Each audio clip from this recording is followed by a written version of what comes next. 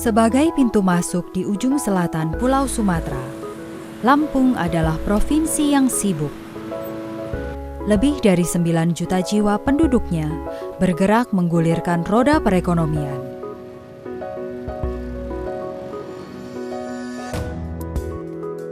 Kopi Robusta, kain tapis, dan alam yang menakjubkan adalah sejumlah potensi yang terus menggeliat. Di provinsi ini pula dibangun bendungan tertinggi se-Asia Tenggara. Bendungan Batu Tegi terletak di Kabupaten Tanggamus, sejarak 90 km di barat laut Bandar Lampung.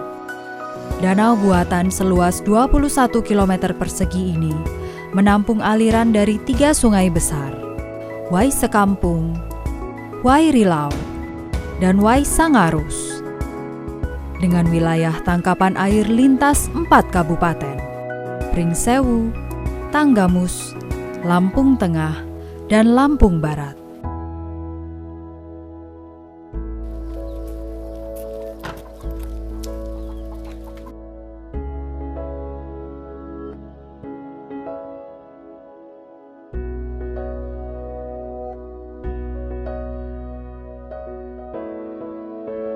Dari 42.000 hektar catchment area Bendungan Batu Tegi itu 35.000 diantaranya adalah kawasan hutan lindung dan 7.000 sekian diantaranya itu berada di APL, areal penggunaan lain atau lahan milik. Dari dermaga bendungan yang diresmikan tahun 2004 ini, sejauh mata memandang, di antara deru kapal yang sesekali melintas, tampak sebaran pulau-pulau kecil yang menghijau.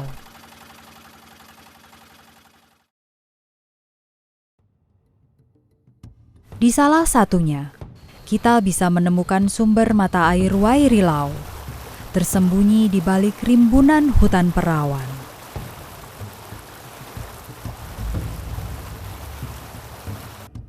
Zona inti hutan lindung register 22 Waiwaya adalah oase bagi sejumlah spesies dilindungi. Berbagai vegetasi dari keluarga meranti hingga ragam puspawarna menjadi rumah bagi berjenis-jenis primata, burung, dan mamalia langka seperti harimau. Di kawasan hutan lindung Batu Tegi, terutama di blok inti, kita masih menjumpai harimau Sumatera. Di tahun 2014 kita menemukan satu individu yang masih remaja. Itu berhasil kita tangkap dari hasil kamera trap. Di beberapa titik juga masih informasi dari masyarakat masih mendengar suara dan juga menjumpai jejak-jejak harimau Sumatera yang ada di kawasan hutan Batu Tegi. Hutan lindung adalah kawasan hutan yang mempunyai fungsi pokok sebagai perlindungan sistem penyangga kehidupan, yaitu mengatur tata air, mencegah banjir, mengendalikan erosi, dan memelihara kesuburan tanah. Selain itu, hutan lindung juga harus memiliki fungsi pengawetan dan fungsi pemanfaatan, yaitu dapat berupa pemanfaatan jasa lingkungan dan hasil hutan bukan kayu. Air adalah sumber kehidupan. Setiap kelokan dalam kawasan hutan seolah menyembunyikan ricik sungai dan deras air terjun yang tumpah menyerbu bumi. Potensi ini pula yang dimanfaatkan oleh sebagian warga yang membangun talang, yakni gubuk-gubuk semi permanen di dalam hutan lindung. Karena masyarakat di sini bukan masyarakat yang menetap, masyarakat terbiasa di bawah dengan kehidupan yang terang. Nah, mereka juga berpikir bagaimana caranya walaupun kita tinggal di hutan, tapi kita bisa punya penerangan. Nah, mereka coba membuat semacam turbin untuk penerangan per kelompok. Sekarang untuk wilayah kerja kelompok Tani Sidodadi, kalau tentang turbin sudah sekitar 95% pakai penerangan lampu turbin. Belasan air terjun dan sumber air panas adalah manikam yang terserak di dalam kawasan. Tanah hutan yang merah berhumus, seolah tak pernah jenuh menjadi rumah bagi berbagai spesies hortikultura. Kalau dari hasil hutan bukan kayu, di sini terutama kali hasil terbesarnya dari masyarakat kelompok tani Sidodadi yaitu kopi, coklat, kemiri. Itu yang terbesarnya, ada juga buah-buahan yang lain barusan menyusul, yaitu termasuk petai dan alpukat, duren juga ada, karet juga ada. Kita ada tanaman MPTS, ada duren, ada pala, ada cengkeh, ada sukun, kemudian ada tanaman kayu termasuk cempaka, ada minti yang bisa kita lihat, kemudian ada batang kapuk, kemudian ada batang sono keling, itu termasuk tanaman yang kayunya.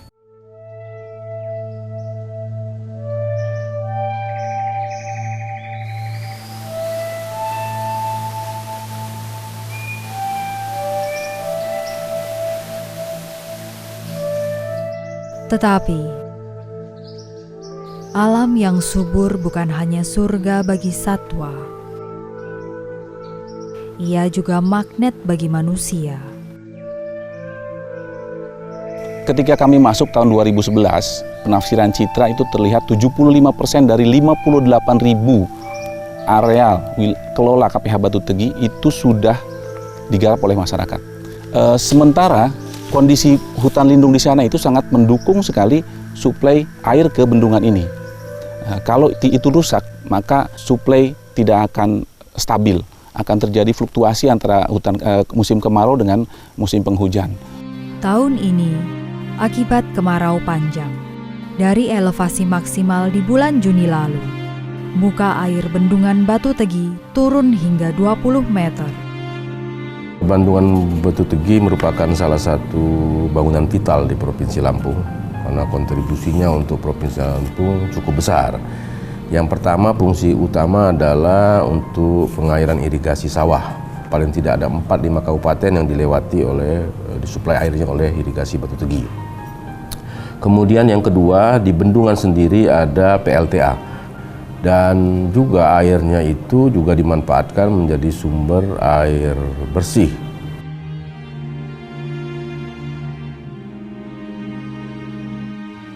Sementara itu, kawasan hutan lindung yang menjadi area tangkapan air Batu Tegi menghadapi ancaman yang tak kalah serius. Pembukaan lahan baru, perambahan hutan, serta kebakaran di musim kering adalah bahaya yang masih mengintai.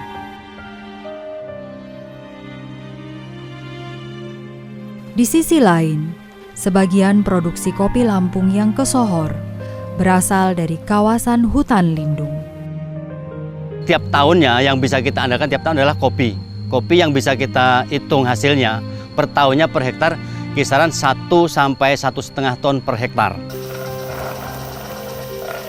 Budidaya kopi dan masyarakat penggarap di dalam kawasan adalah bagian tak terpisahkan dari hutan lindung di kawasan Batu Tegi.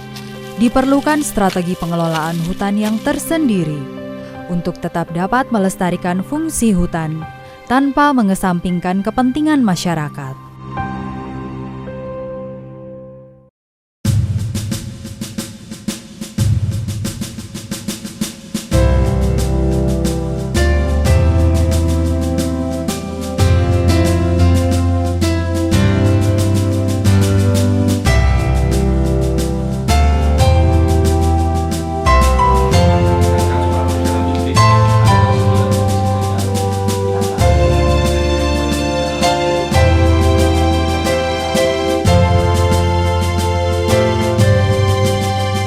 Batu Tegi merupakan salah satu KPHL prioritas, artinya yang dibentuk awal. Kenyataannya hutan lindung di sekitar Catchment Batu Tegi itu sudah banyak yang rusak. Oleh karena itu kemampuan irigasi, kemampuan pembangkitan listrik itu tidak sesuai dengan apa yang ditargetkan awal. Oleh karena itu perlu gerakan khusus untuk memperbaiki catchment-nya.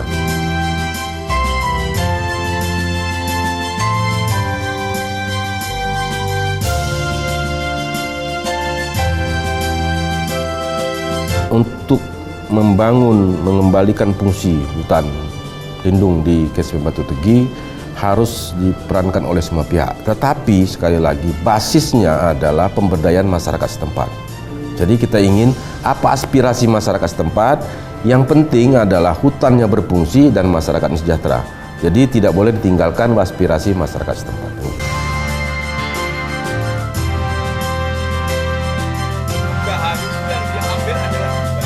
Masyarakat adalah salah satu entitas yang turut mencari penghidupan di kawasan hutan lindung.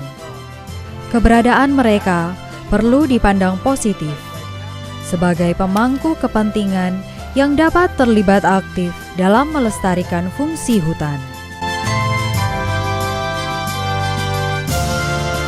Kita punya tanggung jawab juga terhadap hutan kita, yang artinya kita tidak boleh kita buka, ya nggak boleh. Kemiringan 45 derajat nggak boleh. Makanya kita juga walaupun bukan petugas kehutanan, kita juga punya tanggung jawab terhadap hutan di lingkungan kita. Kami mencoba untuk mendorong kepada masyarakat, mereka boleh meneruskan untuk melakukan budidaya di dalam kawasan, tetapi mereka harus melakukan budidaya secara agroforestry.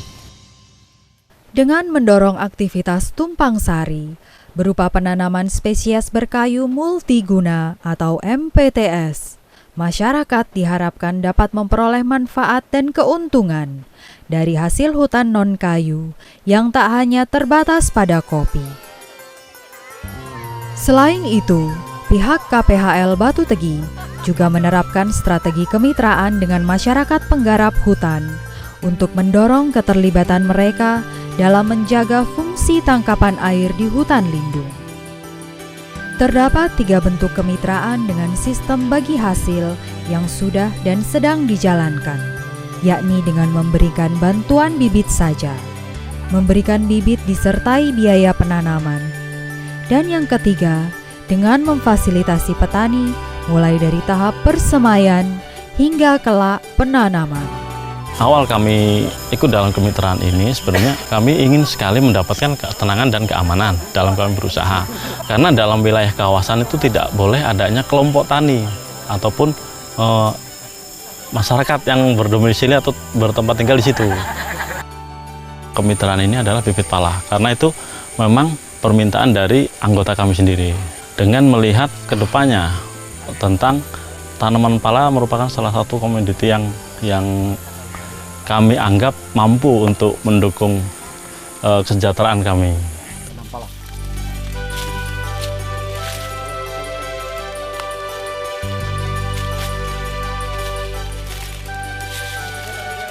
Pala, pete kan, jengkol kan, doren kan, sama alpukat. Kenapa? Itu kan berjangka panjang, bisa istilahnya untuk menambah kesejahteraan masyarakat. Hasilnya lebih banyak.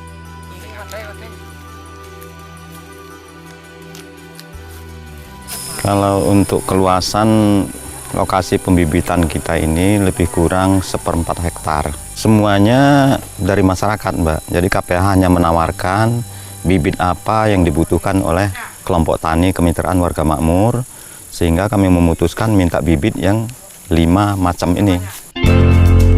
Dalam perjanjian kemitraan yang dijalin antara KPHL Batu Tegi dengan masyarakat penggarap, sistem bagi hasil panen akan diterapkan setelah tahun kelima. Melalui metode ini, diharapkan fungsi hutan lindung dalam menangkap air tetap lestari. Sementara kesejahteraan masyarakat tetap terjaga. Berjalannya kemitraan antara KPHL Batu Tegi dengan masyarakat penggarap hutan adalah prestasi yang tak mungkin dicapai tanpa dedikasi para pegiatnya. Ya, awalnya kami selaku masyarakat yang garap di tanah kawasan, bisa dikatakan kami itu ya perambah. Setelah kami dibina, kami seakan-akan menjadi keluarga gitu. Yang keduanya, masyarakat yang tadinya takut-takutan menggarap kebun, sekarang mereka merasa nyaman karena tidak dianggap lagi Dinas Kehutanan ini sebagai momok kami petani gitu. Sudah menjadi bagian keluarga besar gitu.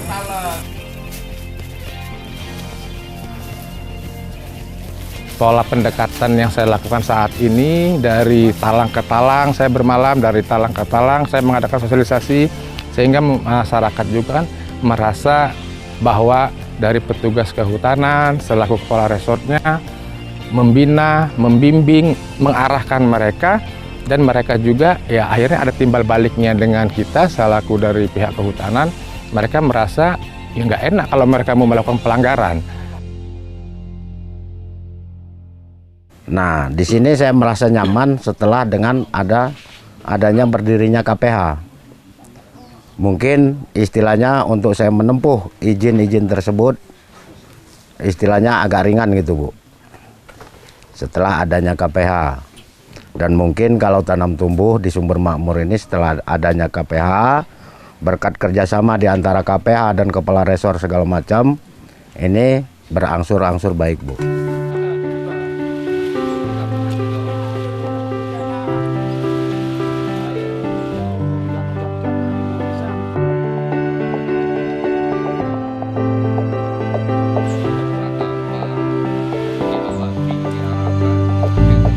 Poin penting adalah pendekatan. Saya kira orang tidak akan mau bermitra dengan kita kalau tidak merasa nyaman. Dari situ kemudian kita libatkan diri secara personal. Kita bawa program itu secara pribadi. Kita jalin hubungan yang harmonis secara pribadi dengan mereka. Sehingga mereka juga tidak menganggap kita orang lain dan kita juga jangan menganggap mereka orang lain. Kreativitas dan inisiatif di tingkat tapak dipadukan kesediaan untuk mendengarkan kehendak masyarakat menjadi aspek yang tak kalah utama. Adanya demplot ternak dan buah-buahan di Ulu Belu membuktikan keberpihakan KPHL Batu Tegi kepada kemajuan masyarakat. Ketulusan menjalin hubungan juga membuahkan keterbukaan masyarakat dalam bekerja sama.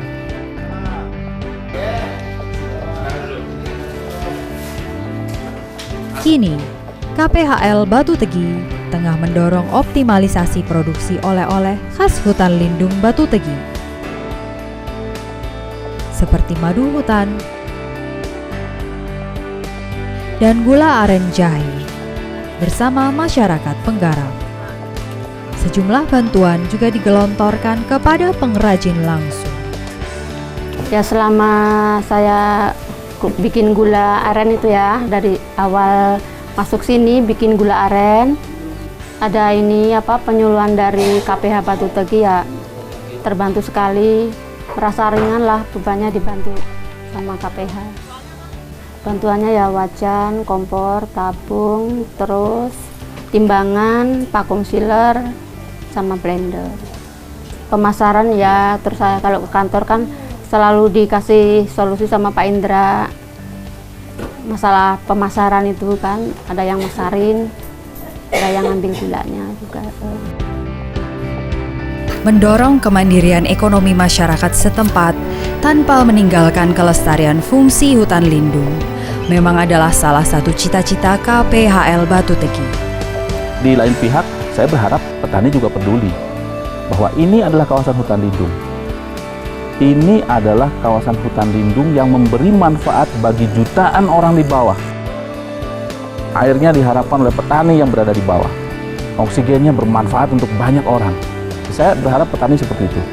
Dia tetap terisi pundi-pundinya, tetapi juga fungsi hutan ini bukan untuk diri pribadi mereka, tapi bukan untuk orang banyak.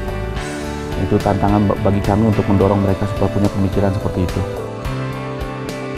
Saya kira tadi karena Batu Tegi merupakan salah satu juga anak kandung dari Dinas Kehutanan Provinsi, dana yang tersedia untuk pembangunan di bidang kehutanan Provinsi Lampung, proporsi yang kita alokasikan ke Batu Tegi juga cukup signifikan dalam rangka tadi mengamankan hutan ini dengan melakukan patroli dan sebagainya, tapi juga dalam rangka pemberdayaan. Dan ingat bahwa tahun depan 2016 maka 50% APBD provinsi itu kita alokasikan di Batu Tegi. Harapan ke depan dalam kesatuan pengelolaan hutan lindung. Pengurusan hutan lindung harus berkiblat pada pembangunan yang berkelanjutan. Kelembagaan KPHL harus luwes dan harus mampu menjalankan fungsinya tanpa harus melihat batas-batas struktur. Dan gali kerjasama dengan semua pihak dan bentuk kelas perusahaan sesuai dengan karakter masing-masing KPH dan harus berbasis daerah aliran sungai. Bergandeng tangan, menggayuh asa bersama, melangkah menjangkau mimpi, bahwa hutan lestari melalui pengelolaan berkelanjutan dapat berjalan seiring dengan meningkatnya kesejahteraan masyarakat.